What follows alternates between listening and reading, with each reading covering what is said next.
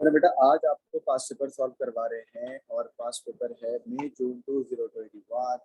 मई जून 2021 past paper है आपके पास मई जून 2021। और मई जून का जो पास्ट पेपर है आपके पास वो है आपके पास कौन सा बेटा? वन। कौन सा? वन। ठीक हो गया, चलो।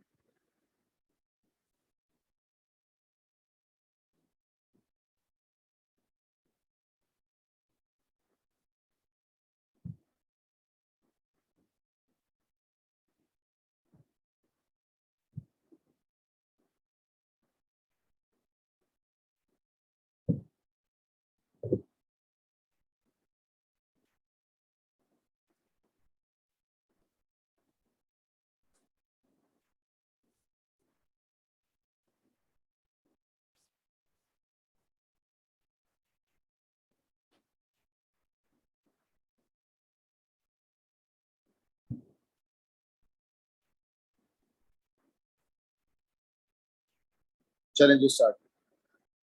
अच्छा भाई, आपको जो मैं स्टार्ट करने जा रहा हूँ वो है मई जून 2021। 1 आवर 45 मिनट का पेपर है और आप इंस्ट्रक्शन पढ़ सकते हैं। लिखा हुआ है कि आंसर करना है ऑल क्वेश्चन को ब्लैक और डार्क ब्लू पेन करना है। Do not use any erasable flood और कोई बारकोड वगैरह और कोई कैलकुलेटर अलाउड नहीं है।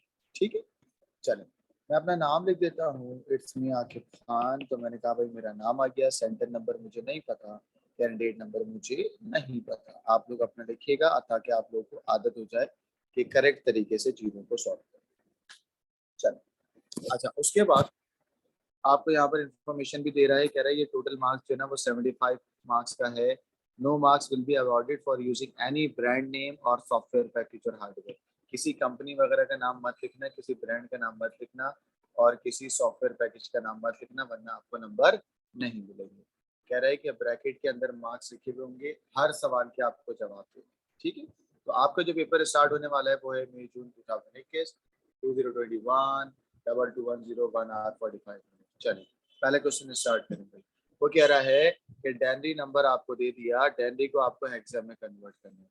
अच्छा, मई जून 2021 और अक्टूबर नंबर 2021 डेनरी और हेक्सा कन्वर्जन आ रहे हैं, क्योंकि बच्चे हमेशा डेनरी को हेक्सा में कन्वर्ट करते हुए थोड़ा सा फंसते हैं। मैं बच्चों को कहता हूँ कि भाई डेनरी से कन्वर्ट कर दो बाइनरी एंड देन बाइनरी से कन्वर्ट करने किसमें? हेक्सा में। ठीक है, तो इससे क्या हो जाता है, जिंदगी आसान हो जाती है, इनडायरेक्ट मेथड होता है। तो भाई 49 ऑफ डेनरी है, कन्वर्ट करेंगे किस में बेटा? बाइनरी में एंड देन बाइनरी से किस में? हेक्सा में। आइए मैं यहाँ पे कन्वर्ट करके आपको दिखाता हूँ। अच्छा, क्लास क्योंकि फ्री है तो आप चाहें तो ग्रुप पे शेयर कर सकते हैं, जिससे भी शेयर करना चाहें। देखिए डेनरी आपके पास है 49 ऑफ डेनरी। 49 ऑफ डेनरी कन्वर्ट करना है किसमें? बाइनरी में। तो 8 डब्बे बना लें, 1 2 3 4 5 6 7 1 2 4 8 16 32 64 और 128। किन नंबर्स को ऑन करो कि 49 बन जाए? आपने कहा किसको बेटा? किसको ऑन करूं या ऐड करूं कि 49 बने? जल्दी बताओ, चैट पे बताएं।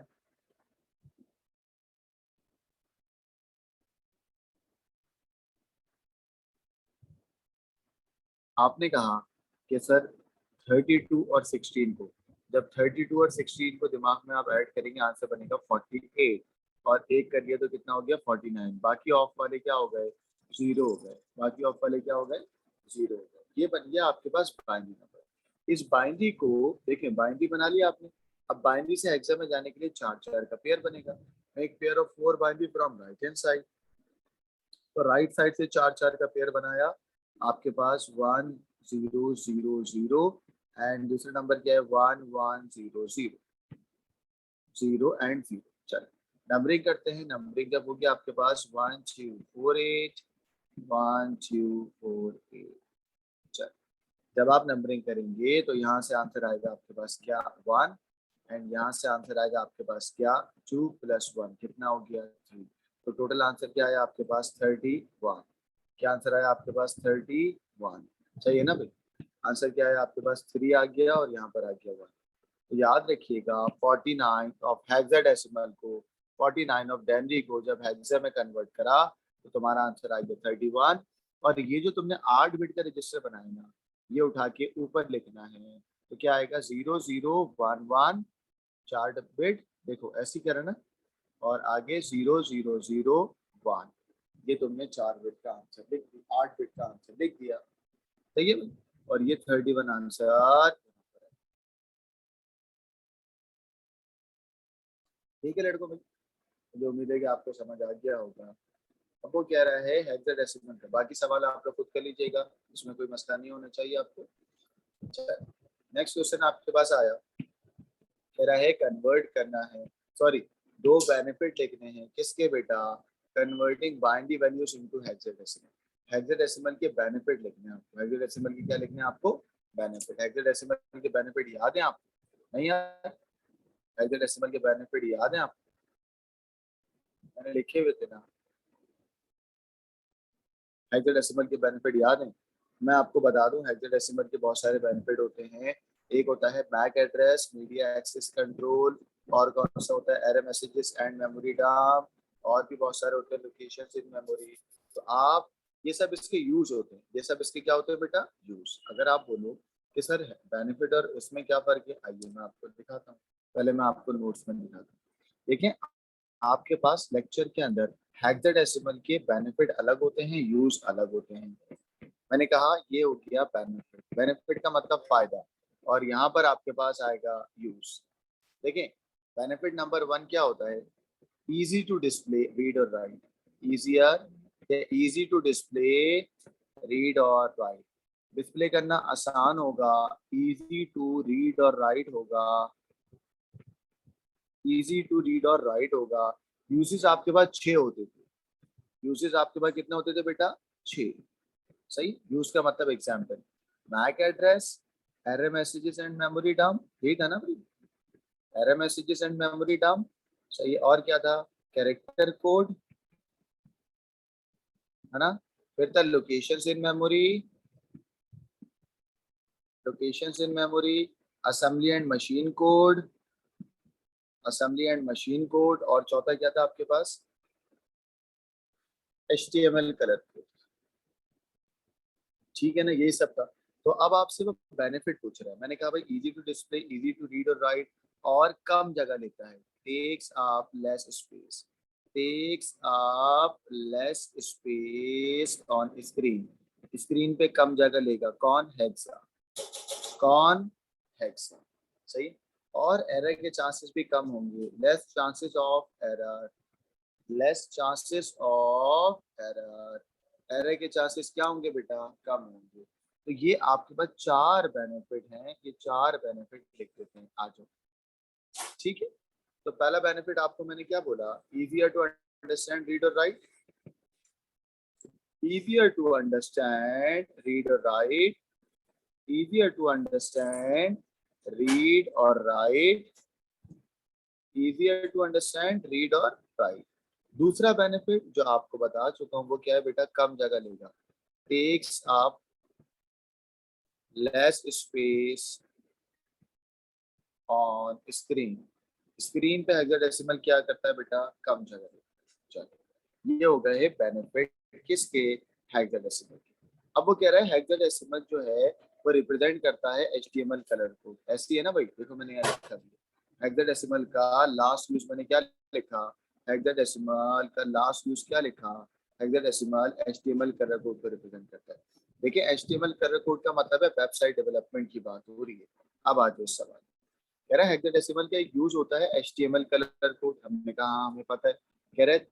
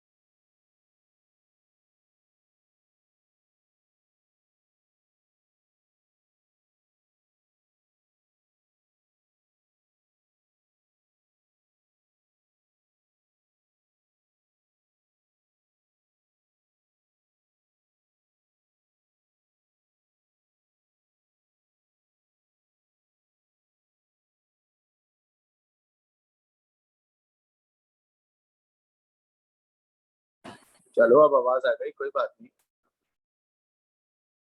चलो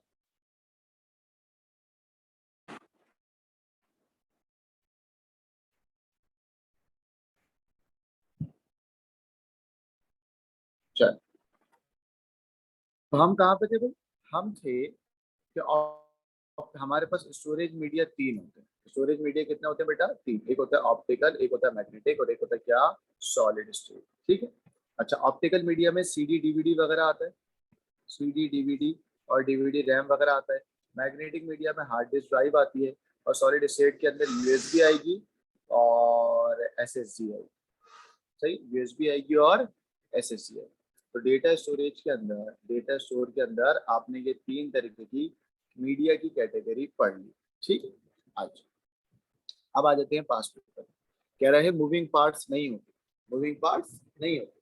मैंने कहा हाँ बिल्कुल मूविंग पार्ट्स नहीं होते। किसमें नहीं होते बेटा? हार्ड ड्राइव में, एसएसडी में? जल्दी बताओ, किसमें? हार्ड ड्राइव में, एसएसडी में? एसएसडी में नहीं होते, है ना भाई? तो एसएसडी में मूविंग पार्ट्स नहीं होते। अब जिसने लेक्चर लिया होगा उसको समझ आ रहा होगा। अच्छा, पिट्स और लैंड कॉन्सेप्ट किसके अंदर होता है बेटा? सीडी और डीवीडी में। सीडी और डीवीडी किसमें होता है? ऑप्टिकल में। डेटा स्टोर होता है प्लेटर में, हार्ड ड्राइव। हार्ड ड्राइव में प्लेटर था ना। फ्लैश मेमोरी किसमें थी भाई? सॉलिड स्टेट के अंदर। लिखा हुआ है मैंने यहाँ, देखिए सॉलिड स्टेट के अंदर लिखा हुआ है ना, यूएसबी फ्लैश मेमोरी, है ना? चलो आगे आओ। Parts are rotated. रोटेटेड किसमें थे भाई? रोटेटेड तो हार्ड ड्राइव में थे ना। हाँ, रोटेटेड हार्ड ड्राइव में थे ना। हार्ड ड्राइव का मतलब मैग्नेटिक मीडिया, एचडीडी लिख देता हूँ। अच्छा, रोटेटेड तो बेटा आपके पास ऑप्टिकल में भी होती है ना, सीडी घूम रही होती है ना। सीडी क्या होती है? घूम रही होती है। तो रोटेटेड के अंदर मैग्नेटिक मीडिया भी आएगा और वो भी आएगा। अब वो कह रहा है कि डेटा परमानेंटली स्टोर होगा। ओ भाई, परमानेंटली तो तीनों में स्टोर होगा। तीनों में डेटा परमानेंटली होता है, रैम रोम थोड़ी है कोई, है ना? रैम रोम तो नहीं है ना। तो परमानेंटली का मतलब है डेटा तो भाई तीनों में जाएगा। किसमें भाई? परमानेंटली स्टोरेज तो है ना तीनों। तो आपके पास परमानेंटली मेमोरी में तीनों पे टिक करनी है। वो तीनों कौन कौन है? Magnetic media, that means hard drive. Magnetic media, that means hard drive. Solid state media, that means USB और SSD. And optical media, that means CD और डीवीडी। चलो नेक्स्ट सवाल पे आइएगा।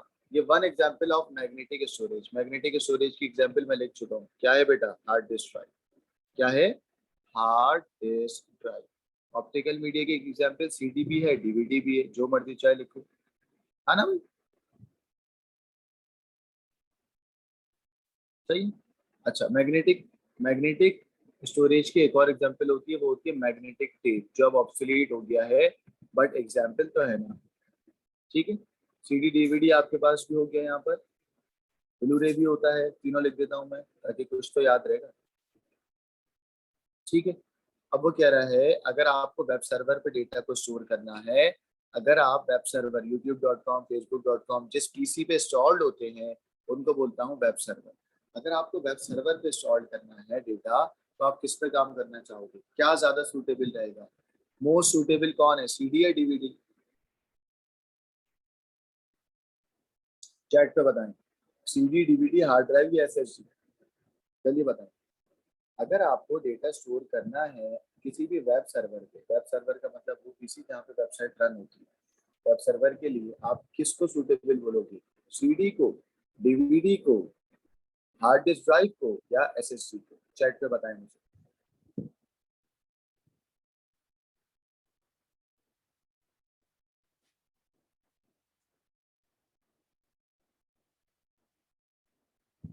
अच्छा, जस्टिफिकेशन भी करनी है।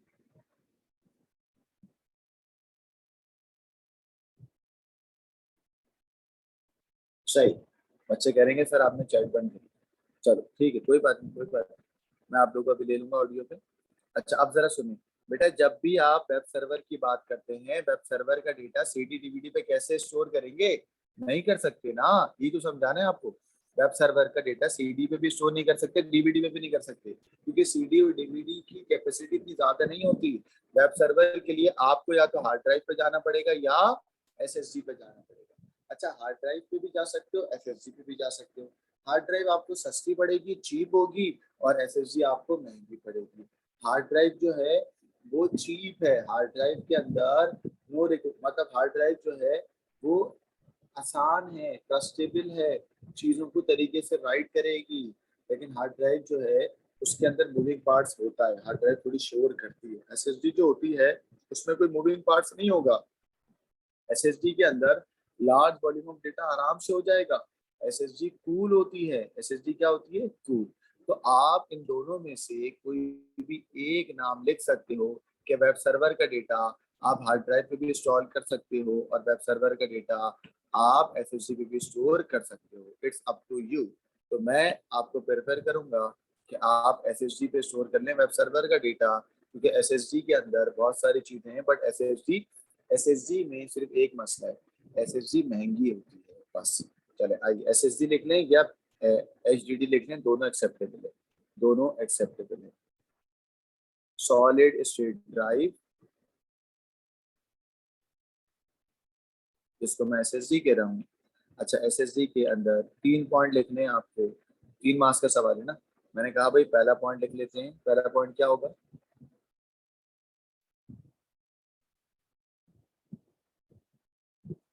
SSD can store high volume data. SSD high volume data को स्टोर कर सकता है। अच्छा, एसएसडी रन होता है कूलर। हाँ, एसएसडी क्या होता है भाई? कूल होता है, क्योंकि मूविंग पार्ट्स नहीं होता। चलो अगला पॉइंट।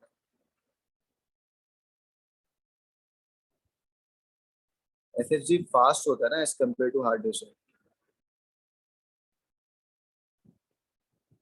क्योंकि इसमें लेटेंसी फैक्टर नहीं होता। ठीक है, 3 पॉइंट हो गए हमारे। चलो 3 मार्क्स के लिए 3 पॉइंट हो गए। नीचे आपसे कह रहा है कि भाई यूएसबी के आपको बताना है कि यूएसबी क्या होती है और यूएसबी के what are the basic internal operation. USB में डेटा कैसे स्टोर होता है। पहली बात, describe the operation of flash memory and how it stores data. ये नहीं कि भाई यूएसबी स्टैंडर्ड मेथड है, ये सब नहीं। यूएसबी में डेटा स्टोर कैसे होता है ये बताओ उसको भाई। सही, उसको ये बताना है कि भाई यूएसबी में डेटा स्टोर कैसे होता है। सही। अगर आपको याद हो, अब मैं लेक्चर भी रिवाइज करवाऊंगा। देखिए आपको याद है नैंड गेट टेक्नोलॉजी? याद है कुछ? नैंड गेट टेक्नोलॉजी के अंदर दो चीजें नैंड गेट टेक्नोलॉजी को यूज करती थी। एक था एसएसडी और एक था क्या? यूएसबी, है ना। यूएसबी के अंदर डेटा स्टोर होता था सीक्वेंशियली, और नैंड गेट टेक्नोलॉजी के अंदर 3 चीजें थी। क्या? ट्रांजिस्टर, कंट्रोल गेट और फ्लोटिंग पॉइंट। याद है कुछ? चलो मैं आपको पहले लेक्चर रिवाइज करूंगा, उसके बाद फिर मैं आपको यूएसबी का ऑपरेशन करवाऊंगा। चलो।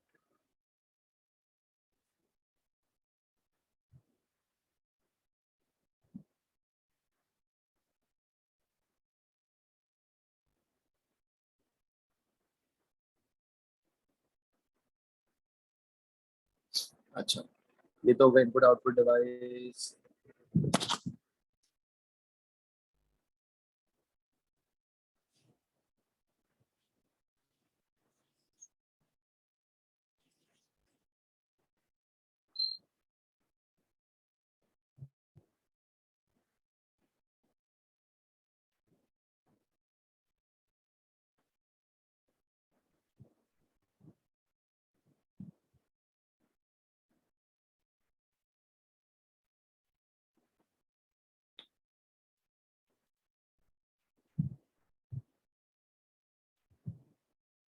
ये देखिए यहाँ पर मैंने इनको बताया था कि भाई एसएसडी के अंदर आपके, पहले एसएसडी पढ़ा रहा हूँ। एसएसडी में मूविंग पार्ट्स नहीं होते, do not rely on magnetic properties. SSD use करता है किसको बेटा? NAND gate technology.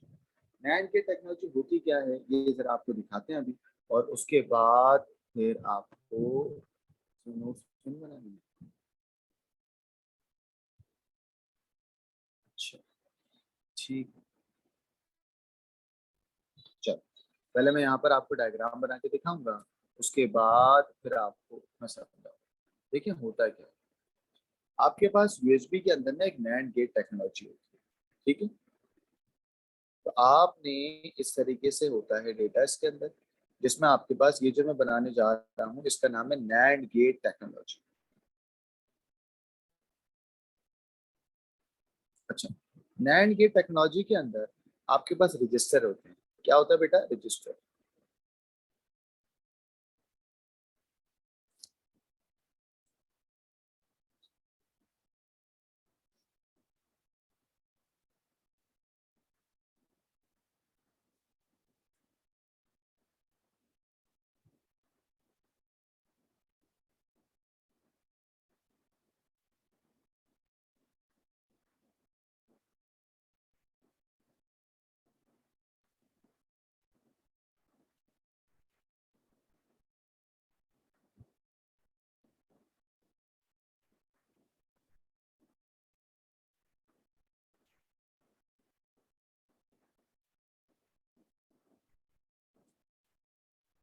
अब देखें आप, देखें एक तरफ से आपके पास सोर्स आएगा और एक तरफ से आपके पास ड्रेन होगा। ये होता है सोर्स और ये होता है ड्रेन। ठीक। अच्छा, उसके अंदर आपके पास इलेक्ट्रॉन्स आते हैं। क्या आते हैं आपके पास बेटा? इलेक्ट्रॉन्स। ये आपके पास कौन आ रहे हैं? इलेक्ट्रॉन्स। इलेक्ट्रॉन्स आएंगे और आने के बाद if it is temporary memory, तो इलेक्ट्रॉन्स क्या हो जाएंगे? ड्रेन हो जाएंगे। क्या हो जाएंगे? ड्रेन हो जाएंगे। अब इन इलेक्ट्रॉन्स को स्टोर करना पड़ेगा। अच्छा, इलेक्ट्रॉन्स आते कहाँ पर हैं? हमारे पास ऊपर दो गेट होते हैं। इस गेट का नाम है क्या? Control gate. इस गेट का नाम होता है कंट्रोल गेट। और कंट्रोल गेट के बाद एक और गेट होता है, उसको बोलते हैं फ्लोटिंग गेट। कौन सा गेट? Floating gate. ठीक है, कौन सा गेट? Floating gate. ठीक है। अब इलेक्ट्रॉन्स जब आ रहे होते हैं कंट्रोल गेट से और वो फ्लोट कर जाते हैं ड्रेन के अंदर, अगर इलेक्ट्रॉन निकल गए बेटा तो वो कौन सी मेमोरी होगी? टेम्पररी। कौन सी होगी? टेम्पररी। और ये जो टेक्नोलॉजी मैं आपको बता रहा हूँ, इसमें नैंड गेट इस्तेमाल होंगे। क्या इस्तेमाल होंगे बेटा? NAND gate. अच्छा, लेकिन अब आप बोलोगे सर अगर ये इस तरीके से काम कर रहा है तो आपके पास वहां पर इलेक्ट्रॉन से स्टोर नहीं हुए। इलेक्ट्रॉन से स्टोर नहीं हुए। अब इलेक्ट्रॉन्स को रोकना पड़ेगा। इलेक्ट्रॉन्स रुकेंगे तभी तो डेटा परमानेंट रुकेगा। तो याद रखिएगा, ये जो फ्लोटिंग गेट में डेटा आ रहा है, ये जो इलेक्ट्रॉन्स फ्लोटिंग गेट में आ रहे हैं, फ्लोटिंग गेट क्या करता है? इन इलेक्ट्रॉन्स को स्टोर कर लेता है। जब फ्लोटिंग गेट में इलेक्ट्रॉन्स स्टोर हो जाएंगे तो अब मेमोरी कौन सी बन गई बेटा? परमानेंट। क्योंकि डेटा आपने कैसे स्टोर कर लिया? परमानेंट स्टोर कर लिया बाय यूजिंग नैंड गेट। और ये जो टेक्नोलॉजी बनी है, ये टेक्नोलॉजी हम कहते हैं नैंड गेट टेक्नोलॉजी या floating gate technology. NAND gate technology या फ्लोटिंग गेट टेक्नोलॉजी। आपने डेटा को जो स्टोर करा, वो डेटा किससे स्टोर हुआ बेटा? फ्लोटिंग गेट से। कंट्रोल गेट से तो निकल के बाहर चले जा रहा था। जब इलेक्ट्रॉन्स बाहर चले जाएंगे, ड्रेन हो जाएंगे, तो वो तो टेम्पररी होगा। लेकिन फ्लोटिंग गेट ने उसको रोक लिया। अगर आप इलेक्ट्रॉन्स को रोक लोगे तो जो मेमोरी बनेगी वो परमानेंट बनेगी। और ये नैंड गेट टेक्नोलॉजी यूज होती है दो डिवाइसेस के अंदर, यूएसबी के अंदर भी और एसएसडी के अंदर भी। यूएसबी के अंदर भी और एसएसडी के अंदर भी। और एक और डिवाइस में यूज होती है, उसका नाम होता है मेमोरी कार्ड। मेमोरी कार्ड को हम बोलते हैं एसडी कार्ड या एक्सडी कार्ड। सही है? तो आपको मैंने नैंड गेट टेक्नोलॉजी पढ़ा दिया ना। अब ये नैंड गेट टेक्नोलॉजी के बारे में यूएसबी के अंदर आपको लिखना होगा 3 मार्क्स का। ठीक है भाई, आइए लिखते हैं।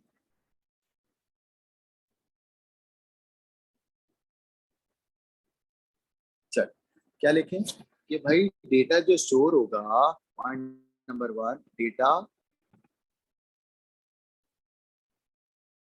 Use data is flashed on silicon chip. Flash का मतलब स्टोर होगा किस पे बेटा? सिलिकॉन चिप पे। डेटा इज फ्लैश्ड ऑन किस पे भाई? Silicon chip. दूसरा, आपके पास क्या यूज करता है? ये नैंड या नॉर टेक्नोलॉजी है ना। Uses USB uses NAND gate technology. NAND gate technology. अभी पढ़ाई ना क्या होती है नैंड गेट टेक्नोलॉजी। अच्छा, पूरा पीडीएफ ग्रुप पे आ जाएगा तो परेशानी वाली बात नहीं है, सिर्फ समझते हैं। Point number 3, NAND gate technology में क्या होता है? ट्रांजिस्टर, कंट्रोल गेट और फ्लोटिंग गेट।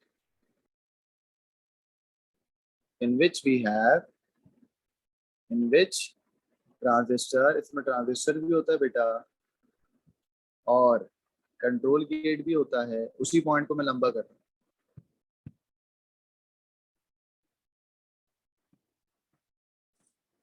ट्रांजिस्टर और फ्लोटिंग गेट भी होता है,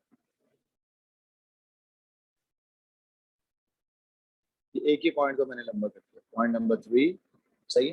डेटा जो स्टोर होगा, डेटा जो stored the transistor is convert. अच्छा, when data store, when data is store, जब डेटा स्टोर हो जाएगा तो ट्रांजिस्टर उसको कन्वर्ट कर देगा 1 को 0 को और 0 को 1 में, यानी कि बाइनरी में। When data is stored the transistor, जो ट्रांजिस्टर होता है ना वो 0 1 में ले जाता है। द ट्रांजिस्टर इज कन्वर्ट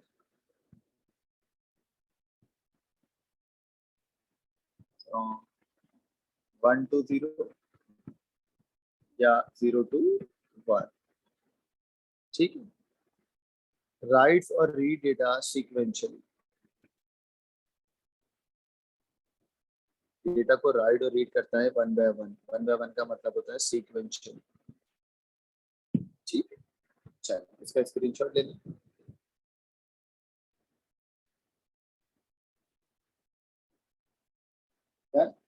चलो, तो आपके पास क्वेश्चन नंबर 2 भी हो गया। मैं इसको डिस्क्राइब भी करते जा रहा हूँ क्योंकि बच्चे मुझे कहते हैं कि सर आप पास पेपर करा रहे थे, सर हमें लेक्चर भी देते हैं, इसलिए मैं आपको लेक्चर भी दे रहा हूँ। आ गया ये आपके पास आ गया पास पेपर। अच्छा, अब एक बात और सुन भाई, मई जून 2021 के बाद से जो आपके पास सवाल आते हैं ना, वो कैसे आते हैं वो भी सुनने। हम पहले लिखते थे, पहले जब आपके पास 2021 से पहले हम लिखते थे, अगर स्ट्रेट लाइन है हम इसको लिखते थे AS1, लॉजिक गेट की बात करें, है ना। यहाँ पर हम क्या लिखने लग गए हैं, आप भी अब यही लिखेंगे और आपको सवाल भी वही मिलेगा। अगर स्ट्रेट लाइन होगी ना, आप सिर्फ लिखेंगे ए। क्या लिखेंगे बेटा, ए, सही। अच्छा, अगर आपके पास, अगर आपके पास लिखा हुआ है, एक लाइन बनी हुई है और लाइन के आगे बना हुआ है नॉट गेट, पुराने मेथड से, ये ओल्ड मेथड और ये न्यू मेथड है। न्यू का मतलब अब। अच्छा, ओल्ड मेथड में हम इसको लिखते थे A is not one, A is not one. लेकिन अब हम क्या लिखते हैं, अगर यही चीज यहाँ न्यू मेथड में होगी तो हम क्या लिखते हैं बेटा, ए, और ए से पहले क्या लगा देते हैं, नॉट। नॉट ए, क्या लिखते हैं हम, नॉट ए। ये बात पता है ना आपको, क्या लिखते हैं हम, नॉट ए। तो नॉट ए का मतलब वही होता है, बस उसको हम पहले लिखते थे ए इज नॉट वन। हाँ, उसको हम पहले क्या लिखते थे, ए इज नॉट वन, यहाँ पे हम लिखेंगे नॉट ए। पहले लिखते थे ए इज वन, यहाँ पे हम क्या लिखेंगे बेटा, ए। दोनों एक ही बात है, बस छोटी सी डिफरेंस है, तो वो मैंने कहा आपको बताओ। एक और चीज आप अगर आप देखना चाहें वो ये है कि अगर आपने यहाँ पर एक सर्किट बनाया और यहाँ पे सर्किट में था कि एंड गेट है और यहाँ पर आ गया ए और यहाँ पर आ गया बी, सही। तो इसको आप पहले क्या लिखते थे, A is one and B is one. ये पहले आप ये लिखते थे ना, A is one and B is one. अच्छा, अब यही सर्किट जब मैं न्यू मेथड में आपको लिखने के लिए बताऊंगा तो अब हम क्या लिखेंगे, आज के बाद से आप ऐसे लिखना, इसको आप लिखोगे ए एंड बी। वन लिखने की जरूरत नहीं, पहले हम वन लिखते थे, अब हम वन नहीं लिखते। कैम्ब्रिज की अपडेट में आया है कि ए इज वन और बी इज वन जो आप लिखते हो ऐसे मत लिखना। अब आप सिंपल लिखना ए एंड बी। क्या, ए एंड बी, क्या, ए एंड बी। ये मेथड ऑब्सलीट हो गया है, अब ए एंड बी या नॉट ए करके बात करना, ए इज नॉट वन नहीं करना, सही। तो ये पुराना वाला मेथड हट गया, अब नए मेथड पे आ जाओ। चल, अब आओ, ये देखो भाई, यहाँ पर भी यही है ना, वही सब बातें लिखी हुई। नॉट ए का मतलब ए इज नॉट वन, बी का मतलब बी इज वन और सी इज वन, ठीक है। ये वही वाली बातें जो मैंने आपको अभी बताई। अच्छा, अब इसके अंदर हम करेंगे क्या, हम एक ब्रैकेट बनाएंगे, उस ब्रैकेट को सॉल्व करने के बाद सी की वैल्यू और में जाएगी और इस ब्रैकेट की वैल्यू और में जाएगी, ठीक है। चल अभी बना देते, अभी बना देते। देखो पहले मैं यहाँ पर इसको बना के देता हूँ छोटा सा। इसका मतलब क्या है, ए से निकल रहा है नॉट गेट, यहीं पे बना देता हूँ आपको। ए से निकल रहा है क्या, नॉट गेट, और बी से कुछ भी नहीं निकल रहा, और दोनों के दरमियान कौन सा गेट है बेटा, एंड गेट, है ना। देख रहे हो, इसका आंसर बना दिया मैंने ये, है ना। चलो, सी से फिर कोई वैल्यू आएगी, नीचे सी होगा। अब सी, सी और इनके दरमियान कौन सा गेट है बेटा, और गेट। ये पूरी बात बन गई भाई, है ना, बन गई ना। यहाँ पे कोई मसला तो नहीं है। चलो, उसके बाद फिर बी से कोई चीज निकलेगी, ये आ गई बी। अब बी से निकलने के बाद बी और ये दोनों आपस में किससे कनेक्ट होंगे बेटा, एंड गेट। देख रहे हो, अब ये चीज बन गई पूरी की पूरी। ठीक है ना, समझ आ रही है बात, कोई मसला तो नहीं है। सही। चलो, फिर यहाँ पे बी और सी कैसे बनेगा, बी और सी दोनों से निकल के दोनों मिलेंगे किससे भाई, और से।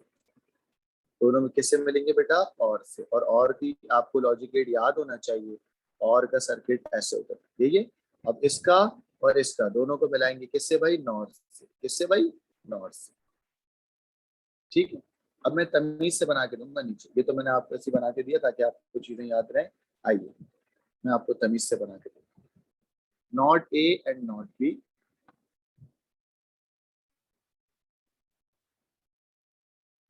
चलो मैं सब मिटा देता हूँ, आपको अब तमीज से बना के देंगे। आइएगा, सिर्फ इतना ब्रैकेट बनाऊंगा, वो बनाऊंगा रेड से, ताकि आपको याद रहे ए इज नॉट वन, तो ए आ गया नॉट और बी आ गया डायरेक्ट। दोनों को मिलाया किससे बताओ बेटा, दोनों को मिला दिया एंड गेट, मिला के छोड़। ठीक है। अब दूसरा ब्रैकेट पेन उठाया ताकि आपको नजर आए, वो है और सी। और सी के लिए सी से उठाओ स्ट्रेट लाइन और गेट बना दो। बना दिया बेटा, और इसको मैं ऐसे मिला रहा हूँ ताकि आपको बात में याद। And B is one. And B is one का मतलब क्या है, इस पूरी बात को, इस पूरे गेट को और बी को दोनों को मिलाएंगे किससे बेटा, एंड गेट से। तो बी से आपने निकाला ये, जंप बना दो, जंप बनाना ऑप्शनल होता है। एंड बी इज वन, दोनों को मिला दिए किससे बेटा, एंड गेट से। ठीक है। और ये मैंने लाइन यहाँ पे खींच दी ताकि आपको बाद में याद रहे। ठीक है। चलो अब कलर चेंज करते हैं ताकि डिफरेंट कलर से करें, आपको याद रहे। पर्पल कलर से करें। पहले बनाऊंगा बी और सी। आइए, बी से मैंने ये लाइन निकाली बेटा, ये। सी से ये लाइन निकाली, इसी को एक्सटेंड कर दिया, दोनों को किससे मिला रहा हूँ बेटा मैं, और से। मिला दिया। अब ये अधूरा और ऊपर वाली जो लाइन थी ये अधूरी, दोनों को मिलाएंगे। ये बी वाली चीज को मैं आपको समझाने के लिए बता दूं कि ये बी वाली जो चीज है इसको आपने यहाँ बनाना। ठीक है ना। अच्छा, अब नॉर पे आ जाओ, इनका सेंटर पॉइंट कौन है बेटा, नॉर। नॉर को आप यहाँ बनाओ, नॉर को आप यहाँ पे बनाएंगे। ठीक है। चलो नॉर को बना के दें। नॉर के लिए कलर चेंज करते हैं, ग्रीन। ये नॉर है ना, नॉर आएगा यहाँ पर, दोनों के दरमियान नॉर गेट आएगा, टेक्स्ट। ठीक है भाई। चलो बिल्कुल सिंपलीफाई करके आपको ये गेट बना के मैंने दे दिया, और इसका स्क्रीनशॉट ले लें, आपको समझ आना चाहिए इंशाल्लाह।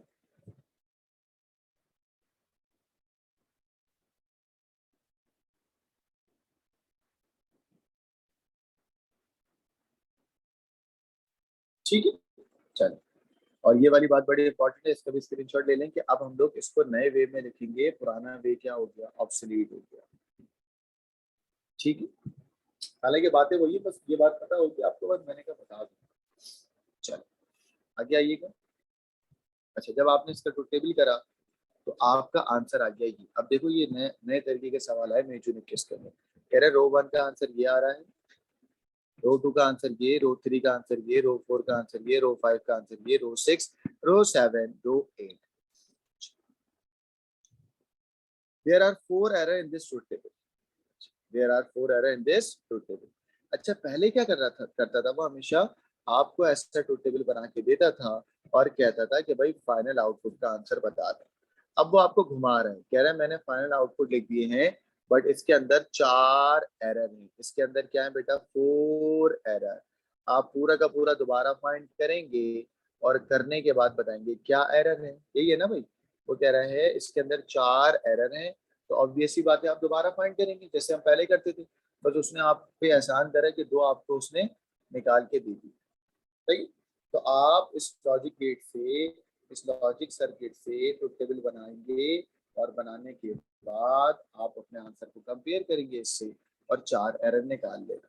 अच्छा, मेरे पास अभी इतना टाइम नहीं है कि मैं आपको पूरा सर्किट को ड्रॉ करूं। जब अगर आप लोगों को मुझसे सर्किट से ट्रुथ टेबल करवाना है तो मुझे ग्रुप पे बता दीजिएगा, मैं फिर आपके लॉजिक सर्किट से ट्रुथ टेबल कैसे बनाते हैं आपको बनाना सिखा दूंगा। सही। अभी मैं ये समझता हूँ कि ये सब आपको आता होगा, तो आप लोगों को मैं करेक्ट आंसर लिख के दे दूँ कि रो 2 में गलती है, 3 में गलती है, 7 में गलती है और 8 में गलती है। जब आप लोग इसको करेंगे तो आपको पता होना चाहिए 2 में गलती है, 3 में गलती है, 7 में गलती है और 8 में गलती है। ठीक है। सही। जब आप लोग इसको सॉल्व करोगे तो आप बता देना और सॉल्व करके देख लेना कि बिल्कुल सही गलती आई है या नहीं आई। अगर नहीं आई दैट मीन्स आप गलत कर रहे हो। ठीक है। और मुझे ग्रुप पे बता दीजिएगा अगर आप लोग चाहते हैं कि मैं लॉजिक सर्किट से ट्रुथ टेबल बनाना सिखाऊं आपको, तो उसके लिए भी एक अलग क्लास रखते हैं। ठीक है भाई। चलो, यहाँ पर भी आपको मार्क्स मिल गए। अगले क्वेश्चन की तरफ बढ़ गया हूँ। अगला क्वेश्चन है आपके पास कि डेटा सिक्योरिटी रिस्क में बहुत सारी चीजें आती है। डेटा सिक्योरिटी एथिक्स के चैप्टर से है ये सवाल। Data security and ethics. Data security and ethics के ये चैप्टर से सवाल आया। कह रहा है कि भाई फिशिंग, फार्मिंग, बार ड्राइविंग ये सब उसके पास डेटा सिक्योरिटी एंड एथिक्स में आते हैं। कह रहा है कुछ स्टेटमेंट लिखी हुई है, उन स्टेटमेंट को बताना है कौन सी वायरस में आएगी, कौन सी स्पाईवेयर में आएगी, कौन सी डिनायल ऑफ सर्विस अटैक में आएगी। मैं आपको कुछ चीजें बता दूं कि भाई वायरस का मतलब वो चीज होती है जो स्प्रेड होगा और अपने आप को रेप्लिकेट करेगा और मैलिशियस कोड होगा। क्या होगा? Malicious code.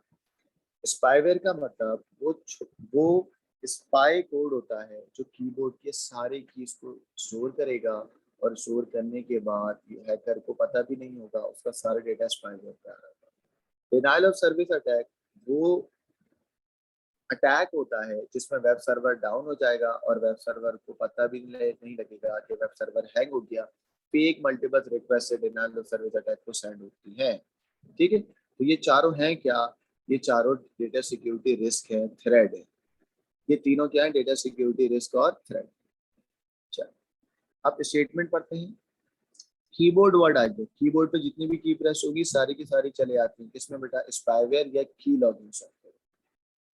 Can be installed on to the web server. Web server पे कौन इंस्टॉल्ड होता है? वायरस, है ना। Prevent access to the website. Access मतलब बचाता है किससे बेटा? वेबसाइट से। कौन बचाता है? बचाता नहीं है, बेसिकली आपकी वेबसाइट को हैंग कर देगा। जब आपकी वेबसाइट हैंग हो जाएगी उस अटैक को हम क्या बोलेंगे? Denial of service attack. ठीक है। इस अटैक से बचना होता है हमें। मैलिशियस कोड कौन सा है? तो आपको पता है ना, मैलिशियस कोड सुनते ही समझ आ गया। मैलिशियस कोड है आपके पास viruses. Viruses are the program जो रेप्लिकेट भी करता है। तो मैलिशियस कोड वायरसेस भी है और मैलिशियस कोड आपके पास स्पाईवेयर भी है। गंदे कोड। सेल को रेप्लिकेट करने वाला सिर्फ वायरस है, अपने आप अपनी कॉपी बनाता है। Damage the computer and user hard drive. Hard drive को कौन डैमेज करेगा? वायरस। सही है ना। चल, यहाँ से भी आपको 6 मार्क्स मिल गए। आगे आएगा। कह रहा है कि जितने नाम आपने लिख दिए, आपने नाम लिखे वायरस, स्पाईवेयर और डिनायल ऑफ सर्विस अटैक। कह रहा है इनके अलावा और भी होते हैं इंटरनेट सिक्योरिटी थ्रेट या रिस्क, है ना। कह रहा है कुछ और के नाम लिखे। आपको याद होगा हैकिंग, फिशिंग, फार्मिंग, वार ड्राइविंग, याद है? तो नाम लिख ले हैकिंग, तो यहाँ पे यूज नहीं हुआ। फिशिंग भी यहाँ पे यूज नहीं हुआ। Hacking, fishing and war driving. ठीक है। चल, और भी आ सकते हैं आप। कह रहा है internet security risk can be maliciously damage the data, है ना। डेटा कैन बी डैमेज और एक्सीडेंटली, हाँ हो सकता है। Give 3 ways that could be accidentally damaged। 3 तरीके बताएं that data could be accidentally damaged। Data किन तरीकों से डैमेज हो सकता है? बहुत तरीकों से हो सकता है भाई। हार्डवेयर फॉल्ट हो सकता है, सॉफ्टवेयर फॉल्ट हो सकता है, पावर फेलियर हो सकता है ना। वो पॉसिबल तरीके पूछ रहा है किन तरीकों से हार्डवेयर फेल हो सकता है। नहीं, आपका डेटा डैमेज हो सकता है। मैंने कहा हार्डवेयर फेलियर, सॉफ्टवेयर फेलियर। भाई सॉफ्टवेयर ही खराब हो गया, डेटा गया आपका, है ना। किन तरीकों से आपका डेटा लॉस हो सकता है या करप्ट हो सकता है। ठीक है। और क्या हो सकता है? मैंने और क्या बोला आपको बेटा? और पावर फेलियर, बैटरी खराब हो गई आपकी। ठीक है। चलो, तो ये भी आपके पास हो गया क्वेश्चन नंबर 4।